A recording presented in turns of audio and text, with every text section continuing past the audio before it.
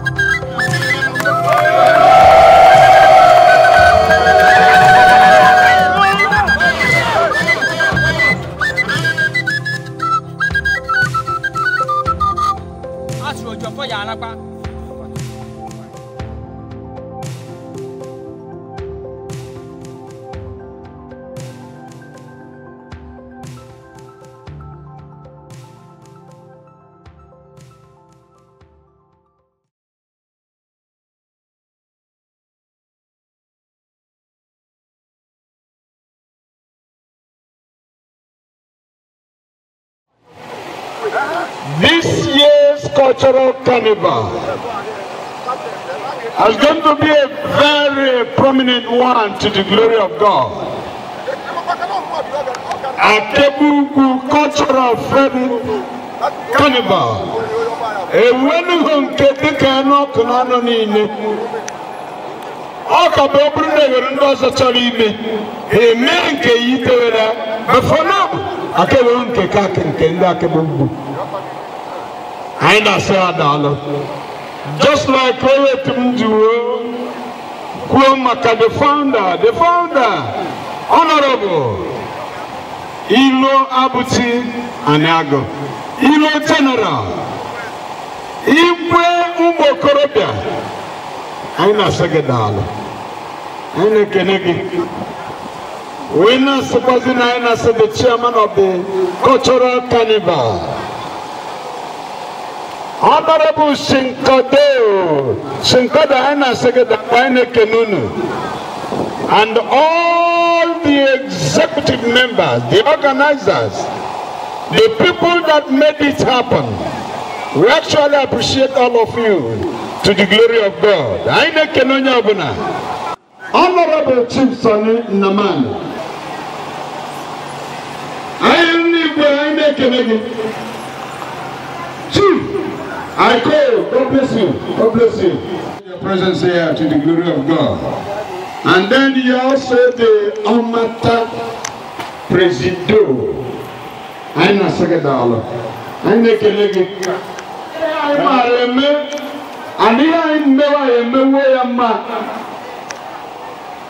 What up, ladies and gentlemen? Go ahead. You be more clever. No. Ajna Baramnan. Welcome. You're welcome, sir. Them left and right. DJ, brother man.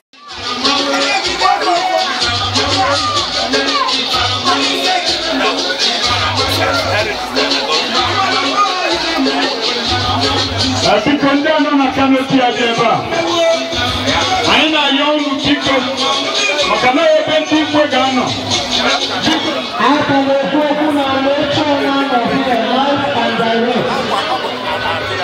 My brother from different mother just Suresh Karangom, the MC Poison. And we are there, he came a military. Actually, Pamela, she had a child.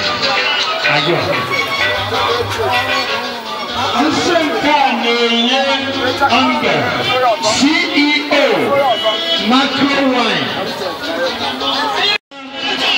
CEO Macro Wine. I internet Macro. Happy New Year. Happy Abba. Oh God, Abba. Yes.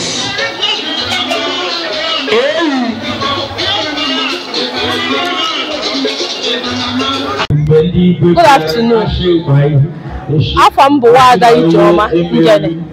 Ab Moya Mega na joke. Na Mega. Tata I be maka culture. I almost every year. n'ebe a na-eme ike agba anyị bịara tata ka anyị mee ihe culture and also hụkwa ndị be anyị ndị natara ndị anyị na-ahụbu for a very long time so and obodo m aghụrị as na I'm so much grateful maka this culture. My expectations in this culture but that na good things culture ga na-ewetara good things ema na ahụ many people ndị anyị na-eme expect na ha ga-abịa ana-abịa side anyị and again ejikwa m this opportunity na-achị our incoming governor ka o jishi ike and even our outgoing governor ka ha jishi ike metara anyị ụzọ anyị aka in as much as ha na-abịa this culture ka ha na-emekwa anyị appreciate ka anyị sheme ha appreciate eme ha invite. My special appreciation goes to Right Honorable Ilabuchi Aniagwu, who the main one of the sponsors of this very culture, and also goes to Sinkodo and many other people, Mandi Igwe in council. Because without their help, I don't think we are not gonna. And so I'm appreciating all of them. Afam Buwada Ijoma,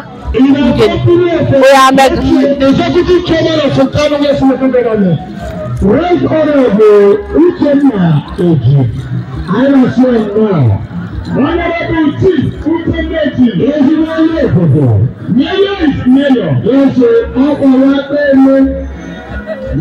is Mayor. Anyway, yes, sir. Aha. Right.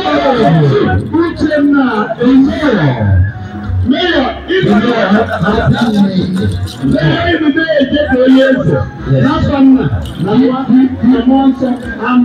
God bless you.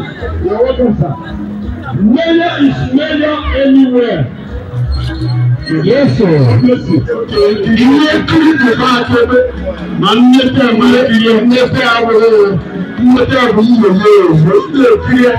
Excited.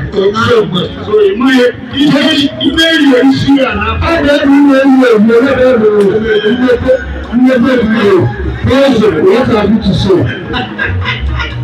Ian Mabaya, the Ian Abunu,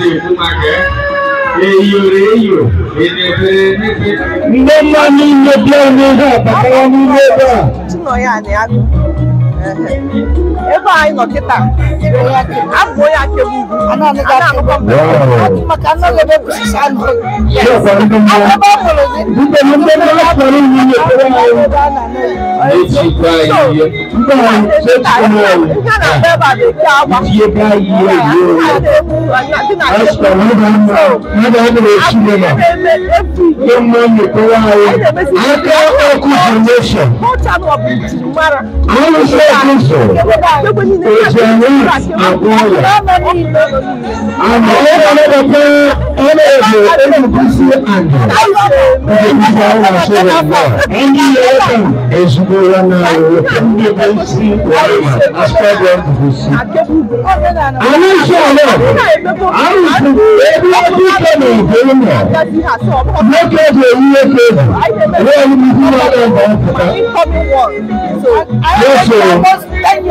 so you have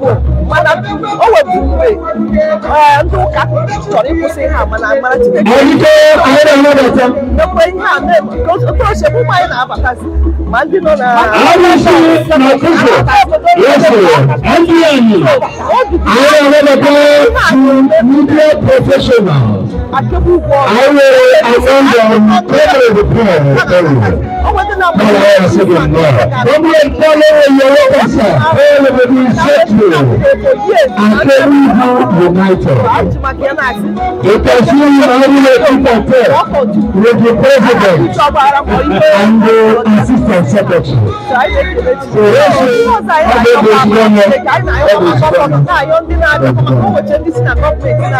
The principal general,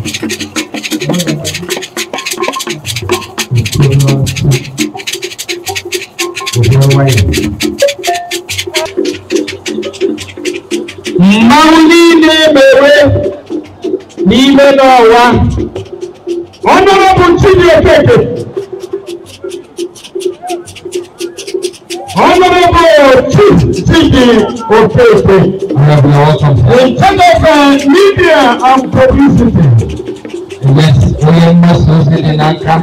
So now let's get together.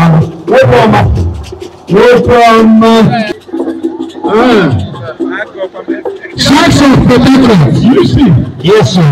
You see? God bless you. You say, God bless you. You can't do the same. I go one. I feel very brother. I go one. Sylvester. Honorable. Honorable Caesar. I do use right and right to black people. I do use right and right to black people. Honorable Caesar, I saw them now. For sure.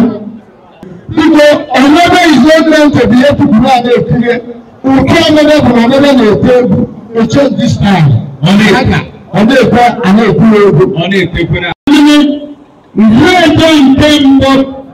no die you're welcome, sir. My bride, Caesar, my senior brother, and my senior friend. Caesar, second no. Bless you. Right on. We take the nothing. We take the God bless you. God bless you. Never time to all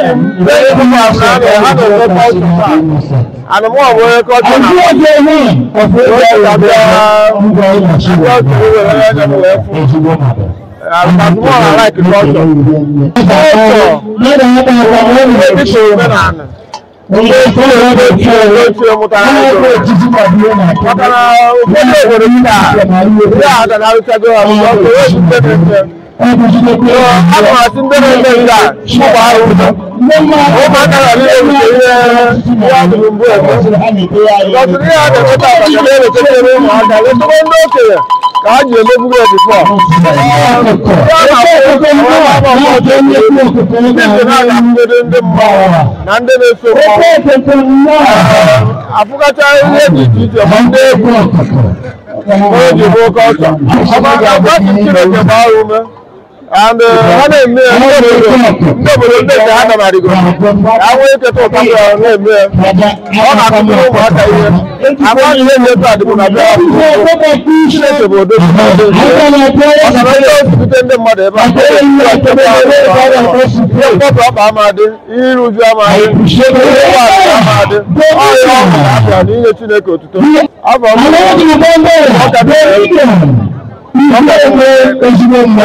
Anambra State.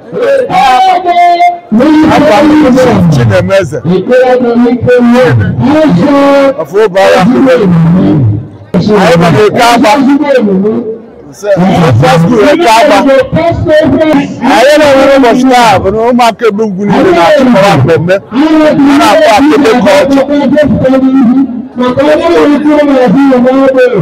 One of the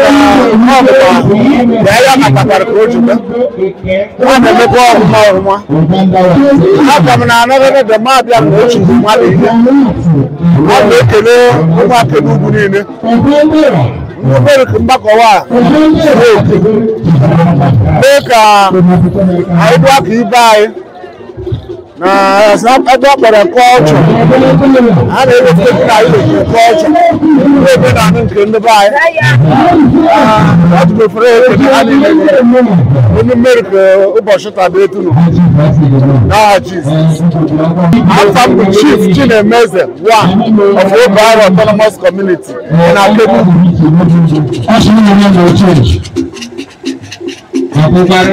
you find out the together with that. I'm going to say, every day, no first no man. Barrister, Honorable Barrister, Obuku Nago, Obuku Nago, every nation. Obuku Nago, you're welcome, sir. Now what? God bless you. Last time, that is a welcome leader of the Legislative Council. nature. I must have been already married to the culture. All people pray. I want to put on the nature situation. All people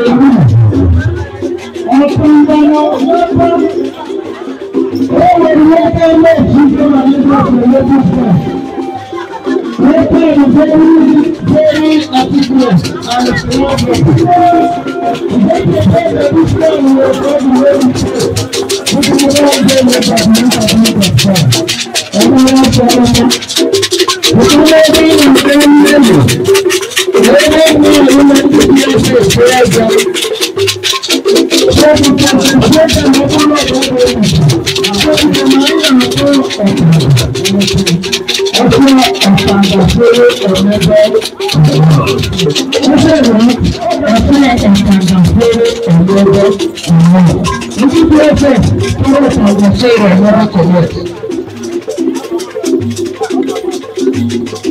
Yes.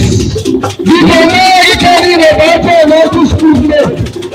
You can't go to the you can't go to school. Now you can read anything.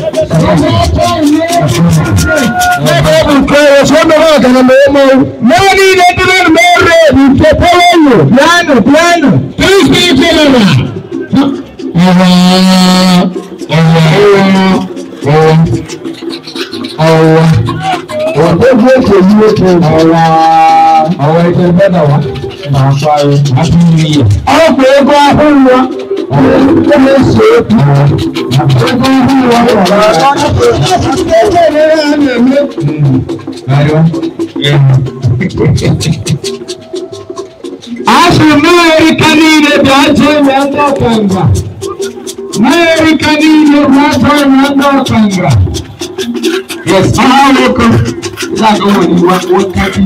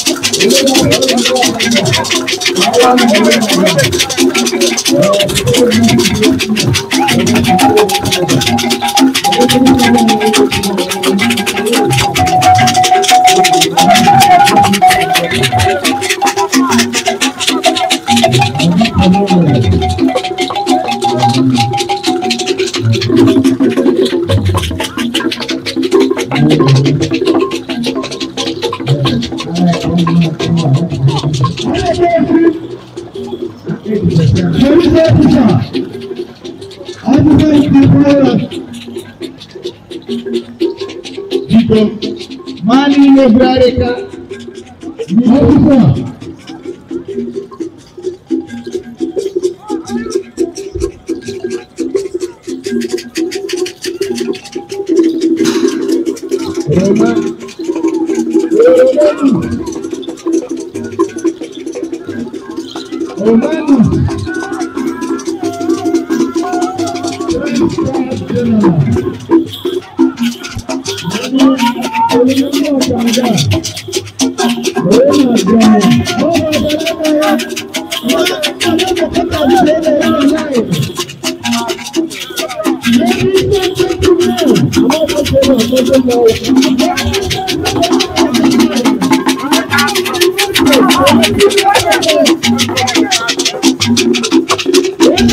Oh,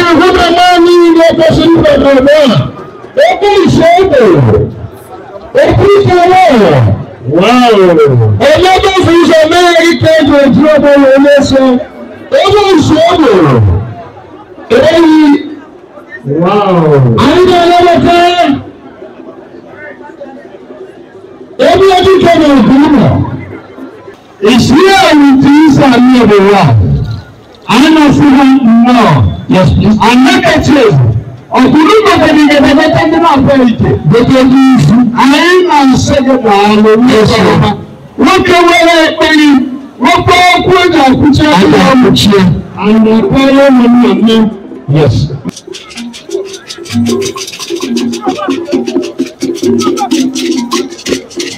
That is a display of another cultural dance.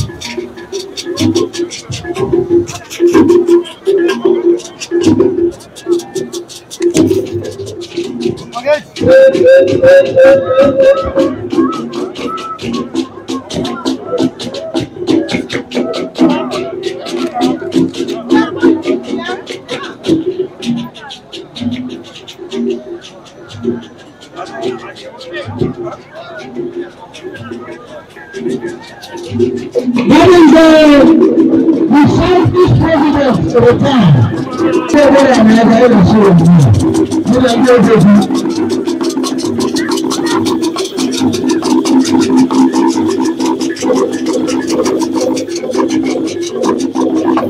I'm really proud of Mexico. I don't know what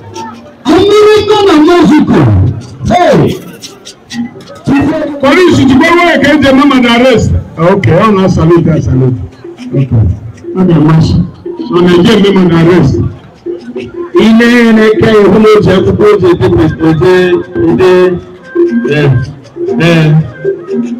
the booking for them. We are booking. We are going to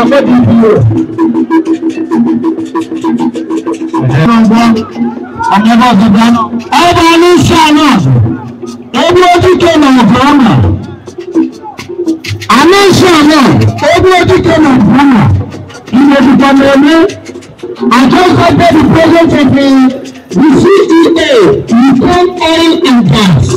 We changed the fences. I don't show you now. I started the presence of the perfect region of the Amado Autonomous Community. I don't show you now. Ukraine Oil and Gas, the estate developer of Jandas.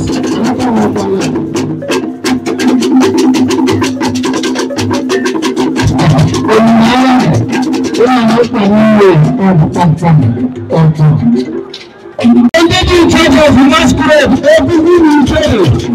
Because you have to because I think in charge of no. Because let them prepare to come out after. That is the order of seniority. When you know I am paying a money in Sudan. I can say to the place, I can say to the lead. One of my fellows. I want to be on the bottom, I make it and do that woman in that order.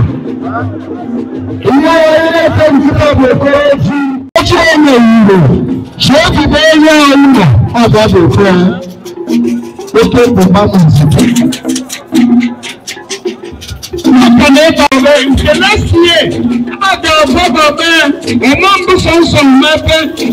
I'm advocating for that. Next year, I got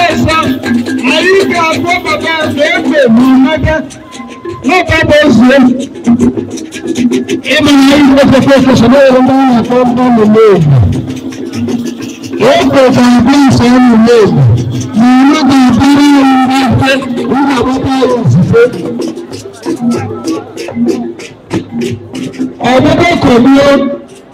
yes, sir.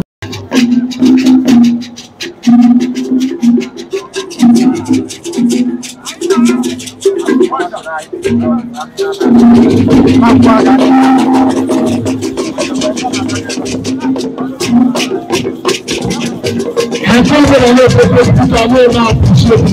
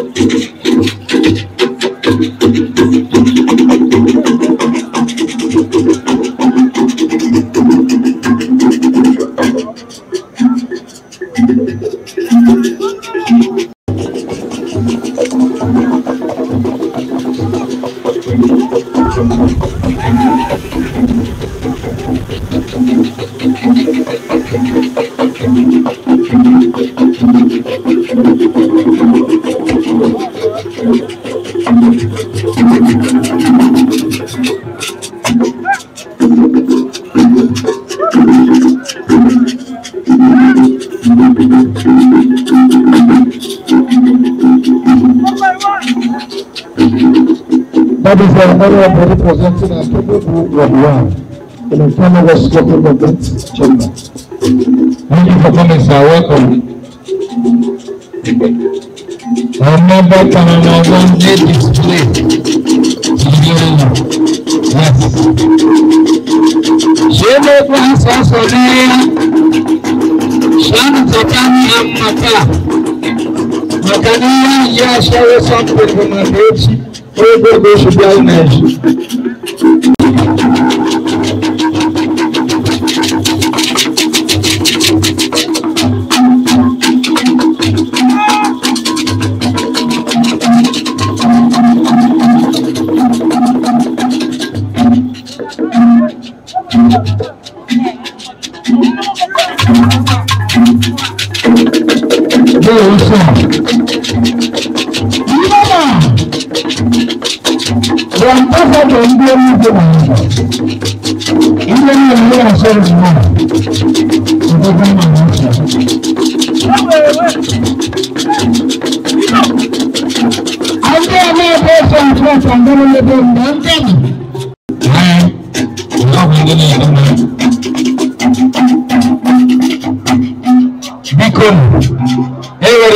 No choose for us. Everybody from now, the Excellency, the Executive Governor from the States, and the Employer to storm this arena. To the glory of God, and to the amazement and admiration of all the people all the love that matter.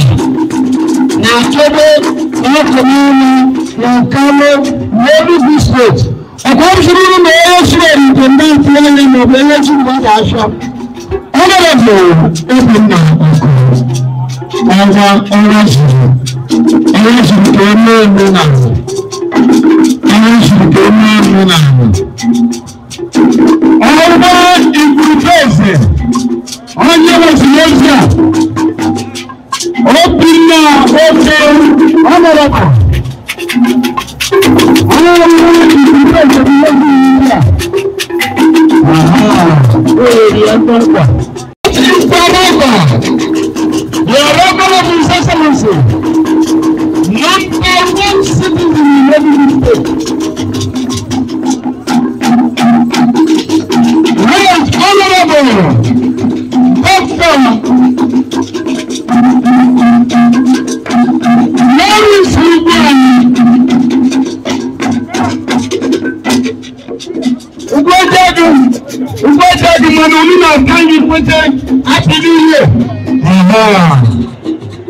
Thank you. I make another support because in every coalition of the state peace among the children of the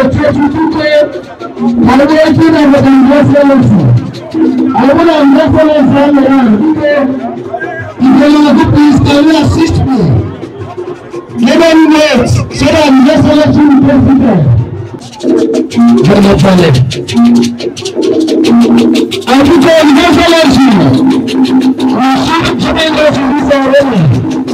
The second thing is present. That also is showing that the elections are approaching the women.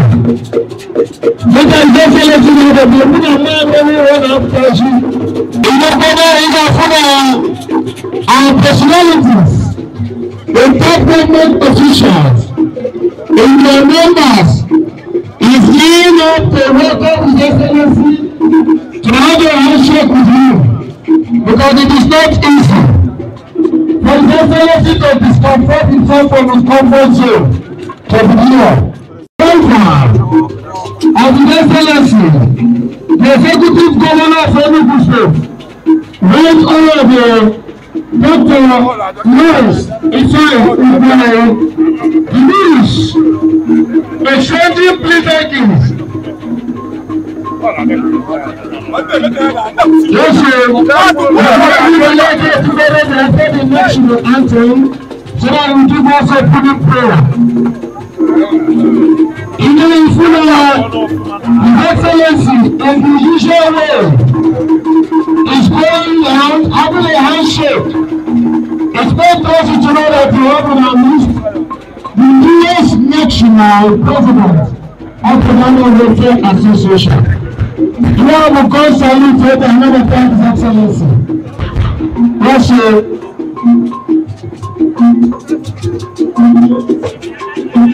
Yes, sir.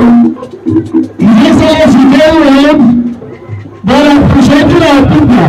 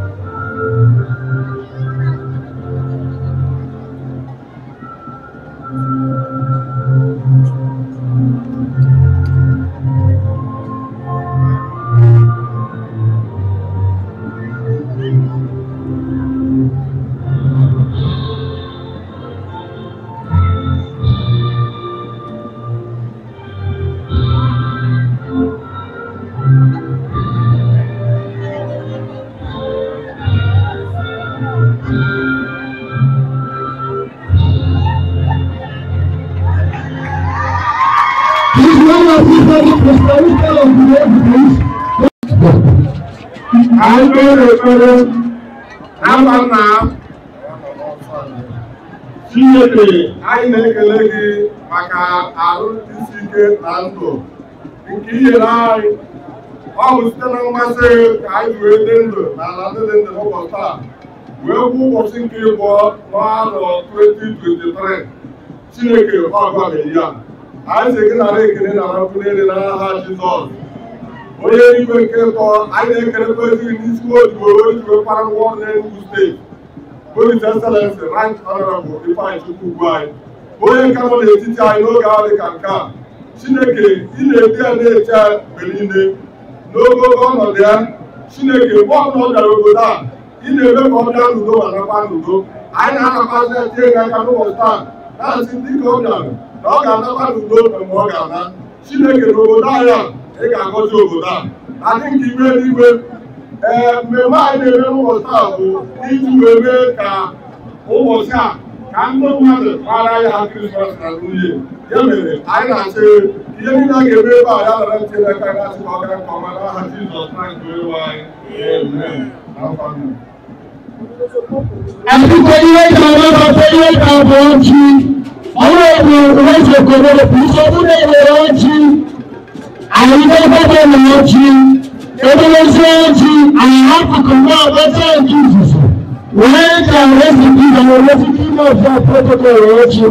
Because let all to be formally presented. Àwọn tí wọ́n bá àwọn bọ́ọ̀sì sọ́dọ̀ ní ìwọ̀n àfìfẹ́ ìkéde. So because the chairman came to our fiesta. Because ọdún náà jùlọ. Because pẹ̀lú ìwọ̀fẹ́ ìgbé nnọ̀mọ́lẹ́wẹ́ gbẹ́jọ́jọ́. Ṣé nàgbàlí pé ọ̀gbọ́n rẹ̀ hà? Bẹ́ẹ̀ni lẹ́tì rẹ̀ gbogbo ẹgbẹ̀rún ẹbí ìgbé jíṣẹ̀t ẹgbẹ́ mọ̀mọ́lẹ́wẹ́. Ẹgbẹ́ mẹ́rin ìjọ́rẹ̀ fún ìṣọ̀bí ìjọ́rẹ̀ ní ìgbìmọ̀ kéde jẹ́ Kọ́lọ́mọ́tò His Excellency, the Executive Governor of Enugu State. Àwọn ọlọ́dọ̀dọ̀ àwọn orí together, the stomach infrastructure chair, lókè mẹ́ríkà ní èyí digital ezigbo mmadụ. Ẹ̀rọ èyí nà n'ẹ̀rọ. Bíkọ́ nínú ìdọ́sọ náà ní ọ̀yẹ́ ẹ̀bẹ̀, ẹ̀rí ìwé kápẹ́rẹ́ mmiri, ekwupụ ọnwụ.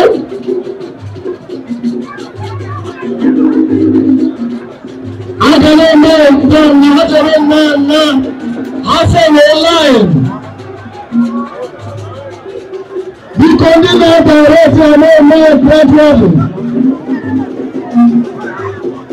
Agara eme ọ̀gá aka nke gatapara ọ̀kafe, nke gatapara ọ̀kafe, nke gatapara ọ̀kafe. N'oge ndị ose, amụghị asatọ obodo asatọ, amụghị na amụghị ndị ọma.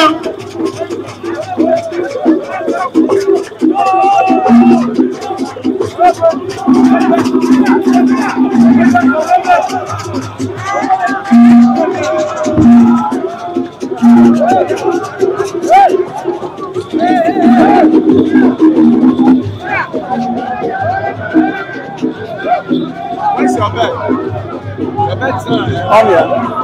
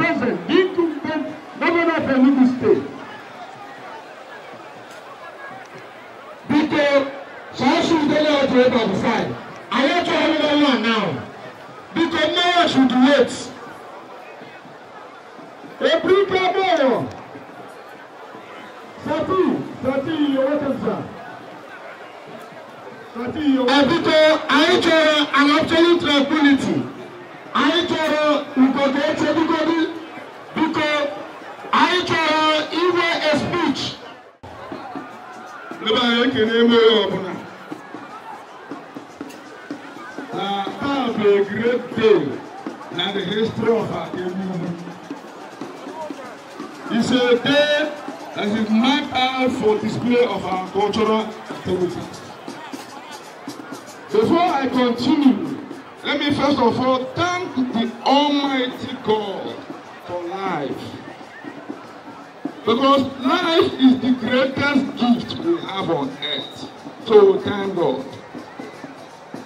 Before I go on, let me also recognize the presence of His Excellency, Right Honorable Dr. Ifeanyi Lawrence Ugwuanyi, for being here today. Let me also recognize the presence of Senator Ken Nnaman, our own. Let me also recognize the presence of my little friend, my little copy, Barrister Dr. Peter Mba. You are welcome, sir. In fact, there are so many dignitaries here that if I start recognizing them, there won't be time to say what I want to say this evening. But I welcome everybody. My chairman, the chairman of the local government, everybody here is well recognized today. And I say, may God bless all of you in Jesus' name. Amen. Akabubu! United. Because I want to specifically recognize the attendance of our governor to this event for 8 good years. Consistently. Please, an applause for him, please. He has been attending this festival for 8 good years. Sir, we appreciate you. We appreciate you. We recognize you. It is not easy. I also want to say that because of the love he has for Akebubu, that is why he has been coming. And last year, he showcased that love by appointing one of us, Stephen Aniago Ogudebu, as the chairman of Obed. That is because he loves Akebubu. I want to appeal to him that not as we know that divine golden Bible is still in his hands. Enugu State golden Bible is still in his hands. I really want Akebubu on behalf of Akebubu Kaina Swai Cook, they are by Tata, every year. Now you're not see because Byra Hikachi, because Byra Hichi, I should Jody Gate, Waving, Sign or I can buy it. Because he can speak Byra, I know to go. Byra can donate, and I will need you very high. Yeah, is sign the pie for a pay. Is sign the pie if I want to pay. Oh, that continues. Because I am not a woman. Because you find a funny America. If one eye working, if they die of a kind of buy, I will over confidence in you. Oh, I wish you can win there by. Makalaiman, Maga for the bell compare to take a mago. Okay, can do because I go again. It can be no call, no war, man, no come to send that to no, thank you. Every year I give too much. I know this speech. Man, I have confidence that now in 2023. If we had one, yeah, we have one, Papa, everything playing a fire or not go to from year to year, bullshit. I look at him, but I can never.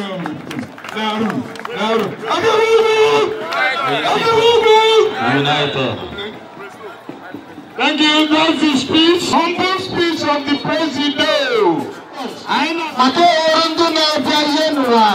For over 6-7 years. I think some of them will have something to say. How does she know Meteorama? Or the company yet on pan? Not also clear. I am indirectly not a handover for continuity. Makebi the Rihoma and the Homa Tanaka. Or the Panay, we are to Runukovare because Ugo. No. I have to crowd. And now go to Android phone. You are not helping us. Oh, baby, you know now. I only do it to the body. Now you compromise your votes. The vote of the director Peter. Oh, man, no. I don't know what to do. I don't know against the return. I don't know, man. I don't know. Yes. I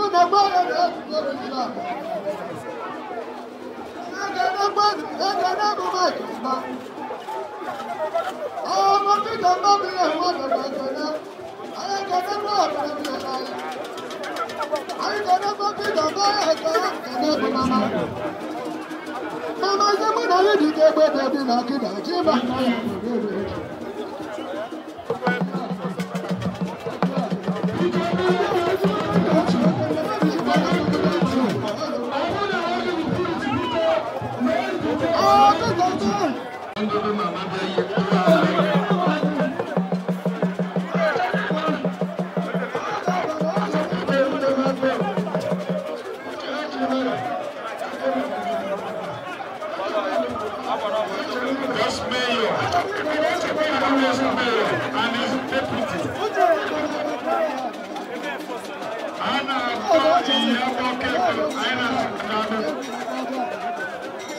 and Cannabis Mayor, one of the you see, the mayor of Cannabis. Welcome, sir. You know, deputy.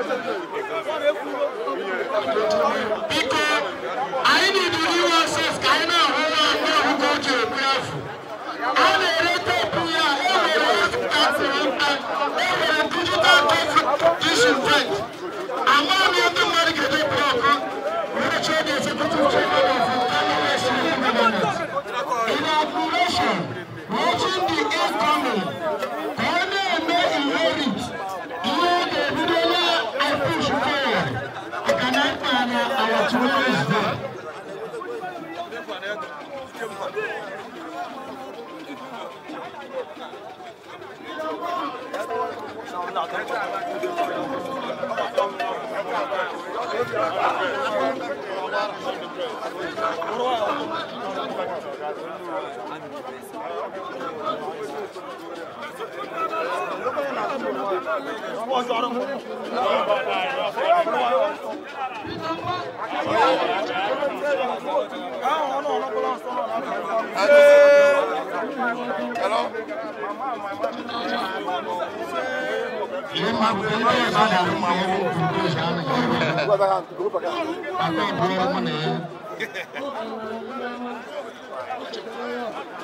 And our governor, Excellency King Bazo. Your Excellency, welcome, sir.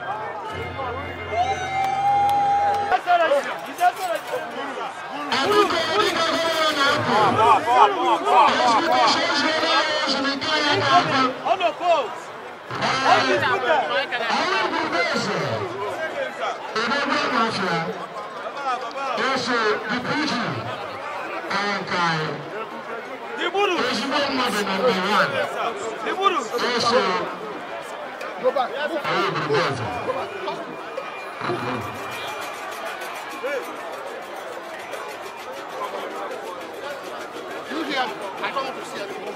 Just give us.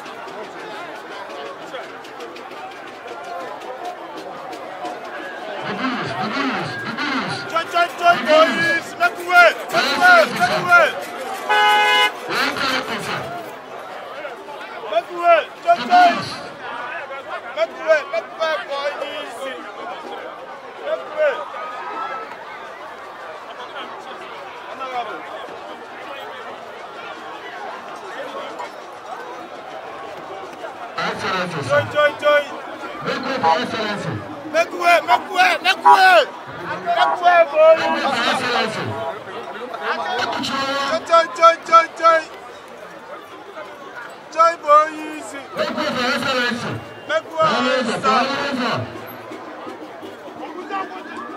Make way,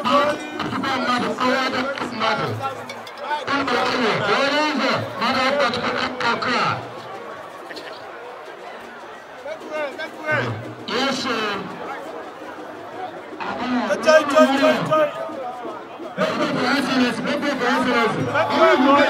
Join. Honorable. I greet you, sir. Baby, Kevin, you're going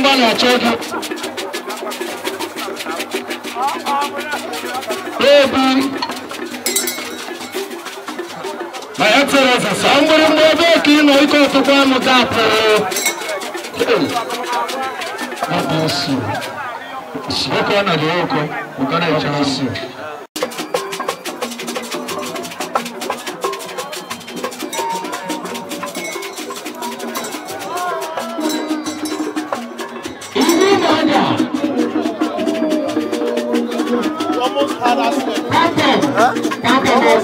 When you called that time,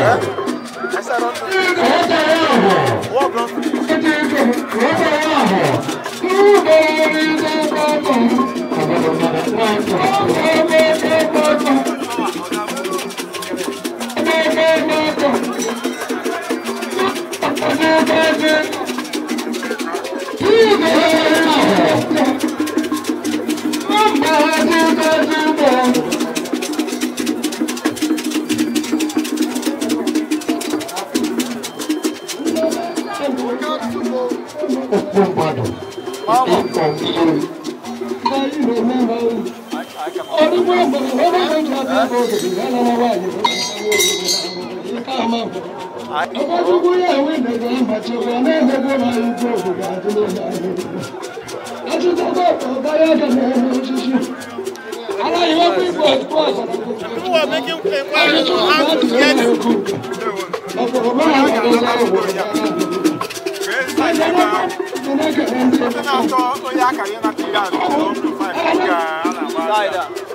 people have made so many inquiries, they have met me so many times. Many people now draw as that side. Bye. Eh? Bye. Yes, they never got request. 3 persons met me outside. You're recording.